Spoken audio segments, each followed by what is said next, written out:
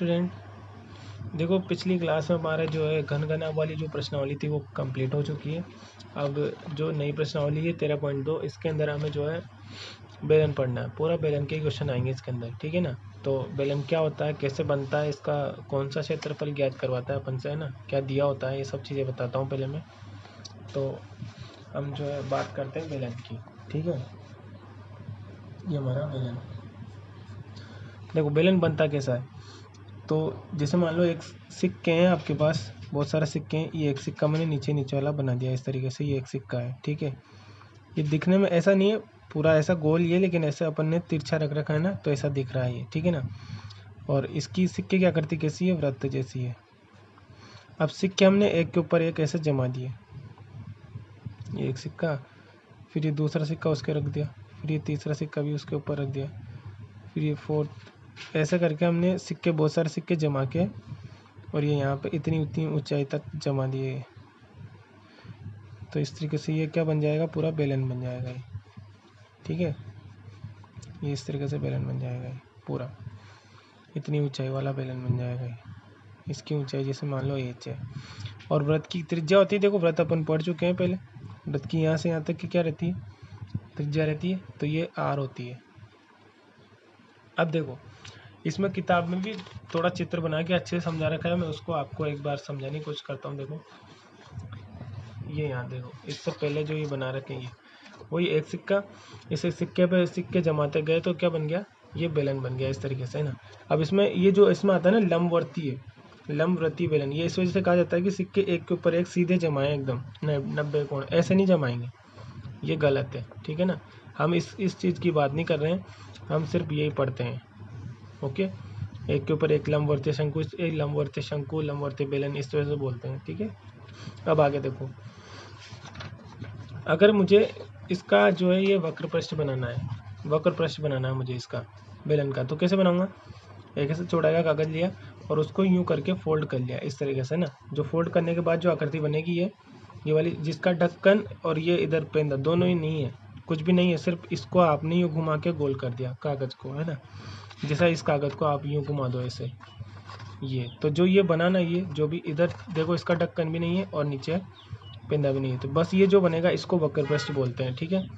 और वक्र पृष्ठ कैसा इसका बना, तो वक्र पृष्ठ का क्षेत्रफल हो गया इसका 2πr इंटू एच, भाई क्योंकि ये तो परिधि का काम कर रहा है ना, एक वृत्त की परिधि है और एज ऊंचाई तक जा रही है, एज ऊंचाई तक जा रही है, तो हम उसको क्या बोल देंगे 2πr/h। और चाहो तो आप ऐसे भी कर सकते हो, देखो ये देखो, ये देखो यहाँ पे इन सारे वृत्तों की हमें क्या दिखाई दे रही है, सिर्फ परिधि दिखाई दे रही है। देखो एक के ऊपर एक रखे हुए हैं सिक्के, यहाँ तो इसका क्षेत्रफल भी दिखाई दे रहा है अंदर वाला, लेकिन यहाँ तो सिर्फ ये परिधि दिखाई दे रही है, बस बाउंड्री सबकी।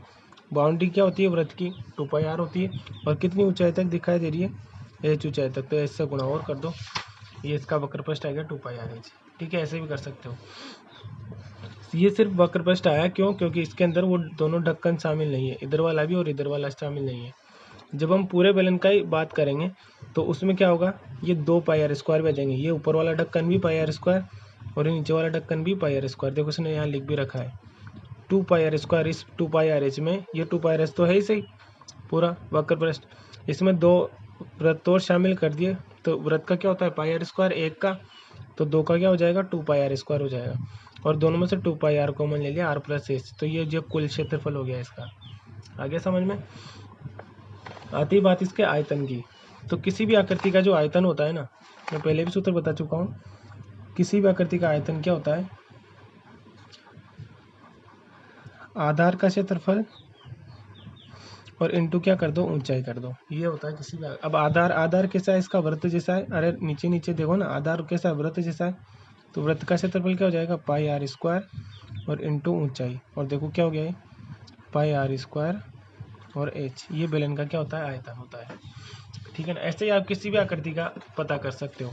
घनाभ का बताऊं, घनाभ क्या होता है, लंबाई इंटू चौड़ाई। घनाभ का जो आधार होता है वो कैसा होता है, आयत जैसा, l इंटू बी, लंबाई इंटू चौड़ाई, और इंटू ऊंचाई और कर दोगे, ऊंचाई और कर दोगे तो देखो l/h, ये घनाभ का होता है, ठीक है ना।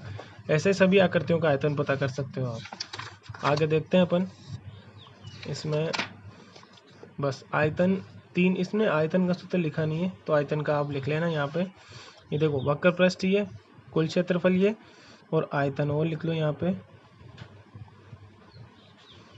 आयतन होता है पाई आर स्क्वायर और एच। ये आयतन का सूत्र हो गया है ना, 3 सूत्र हो गए। ये 3 सूत्र याद करने हैं अच्छे से और इन पे सवाल करने हैं। अब आके 1-2 सवाल जो इजी हैं वो तो मैं बताता हूँ, फिर आप सूत्र याद कर लेना अच्छे से, फिर कल उनके सवाल करेंगे, ठीक है। तो 13.2 शुरू कर रहा हूँ मैं। जो फॉर्मूले लगाते से आंसर आ जाएगा वो है ना। तो पहला सवाल क्या है, ऊंचाई 14 सेंटीमीटर। सबसे पहले लिख देंगे h बराबर 14 सेंटीमीटर, ठीक है। वाले एक लंबवर्तीय बेलन का वक्र पृष्ठीय क्षेत्रफल इतना है। क्या दे दिया हमें, वक्र पृष्ठीय क्षेत्रफल।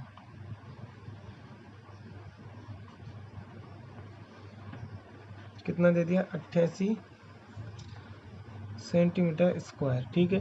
बेलन के आधार का व्यास ज्ञात कीजिए। बेलन का व्यास ज्ञात करना है। ये जो काम की चीज़ें थी हमने यहाँ लिख ली, ठीक है। सवाल एक बार और बता रहा हूँ, ऊंचाई 14 वाले एक लंबवर्तीय बेलन का वक्र पृष्ठीय क्षेत्रफल दे रखा है इतना, तो उसके आधार का व्यास ज्ञात करना। आधार का व्यास ज्ञात करना, ऐसे लिख दिया मैंने यहाँ पे, ठीक है। अब देखो कैसे करेंगे, जो जो चीज़ें दे रखी है ना उनका यूज़ कर लो बस, आपका सवाल खत्म हो जाएगा। वक्र पृष्ठ का क्षेत्रफल दे रखा है, और वक्र पृष्ठ का क्षेत्रफल का तो अभी हमने सूत्र पढ़ा है। क्या पढ़ा है, 2πr(h). इसका मतलब ये 2πr(h) का मान दे रखा है। ऊंचाई दे रखी है तो h का मान दे रखा है, और वक्र पृष्ठ का क्षेत्रफल दे रखा है मतलब 2πr(h) का मान दे रखा है। तो इस वजह से हम लिख देंगे चूंकि 2πr और h का मान तो आपने ही दे दिया सवाल में, कितना दिया, 88। हमें क्या पता करना है, व्यास, और व्यास क्या होता है, त्रिज्या का दुगना। 2r ज्ञात करना है, तो मतलब r ज्ञात करना है और उसका दुगना कर देना है बस, ठीक है। तो देखो एज तो हमें पता है ना, एज कितनी है 14, और पता क्या करनी है, r। तो बस यहाँ से r निकाल लो। इस वजह से r बराबर, क्योंकि r चाहिए ना हमें व्यास के लिए, तो r निकालेंगे तो जितनी भी ये गुणा वाली संख्या है ना सब 88 के अपोन में आ जाएगी, क्योंकि केवल r चाहिए हमें। 2 भी आ गया, पाई भी आ गया, और h भी आ गया, और r का मान निकाल लिया हमने। सब बाकी की संख्या सब, अगर h निकालते तो 2πr बटे में आता, अगर 2 निकालते तो πr(h) अपोन में आता, ठीक है ना। ये रूल है, गुणा वाली बाकी संख्या सब अपोन में भेज दो। तो r बराबर, अब मान रख देते हैं सबका, 88। 2 पाई का मान कितना होता है 22, और बटे वाला 7, बटे 7 ऊपर चला गया यहाँ पे, ठीक है ना। और इनटू h का मान कितना है 14। ये लो काट दो, 22 चौक 88, और 2 से 4 कट गया 2 बार, और 7 से 14 कट गया 2 बार, और 2 से 2 भी कट गया, कितना आया 1 बार भाग गया। इसका मतलब त्रिज्या कितनी है 1, तो फिर व्यास भी लिख देंगे। तो व्यास त्रिज्या का दुगना 2r बराबर 2 इंटू r का मान तो 1 आया ना, तो 2 आ जाएगा। 2 सेंटीमीटर का व्यास था उसका, आ गया। बस ये आंसर आ गया हमारा यहीं पे, ठीक है ना। अच्छा अगला देखो, एक धातु की चादर से इतने मीटर ऊंची और इतने व्यास की आधार वाली एक बंद बेलनाकार टंकी बनाई जाती है, ठीक है। इस कार्य के लिए कितने वर्ग मीटर की चादर की आवश्यकता होगी। अब देखो ये क्वेश्चन तो जब आएगा जब आपको ये सारे सूत्रों की समझ हो। पहले मैं चाहता हूँ कि आप लोग एक बार इन सूत्रों को अच्छे से, तीनों सूत्रों को याद करो, उसके बाद बताऊंगा। और ये चीज़ जरूर पढ़ना, ये यहाँ तक का सबको ही पढ़ना है, यहाँ तक ये फुल स्टॉप है ना, ऊंचाई है ये, यहाँ तक पढ़ना है इसको, आगे से यहाँ से सब समझ में आएगा आपकी। ये लंबवर्तीय बेलन से स्टार्ट करो यहाँ से, और यहाँ तक आना है। जब भी आपकी ये धातु की ये जो चादर है ना, ये समझ में आएगी। ये चादर यही वाली धातु की चादर है, इसको मोड़ के बेलन बनाया जा रहा है। सेम यही प्रोसेस चलेगी ये वाली, ठीक है ना। तो इसको पढ़ना है एक बार अच्छे से, ओके।